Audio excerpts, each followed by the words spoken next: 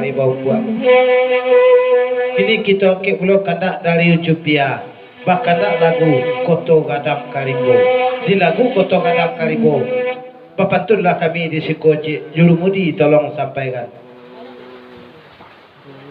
Ko indak kaladang diam dia padi sialah nan kaluluh bantu kadenai bubui dua.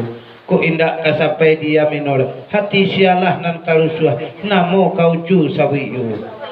Dua kali bacokan pantun. Ko indak kaladang diam dia padi sialah nan kaluluh bantu kadenai bubui dua. Ko indak kasampai dia minor hati sialah nan kalusuah namo kaucu sawiyu. Yo pade.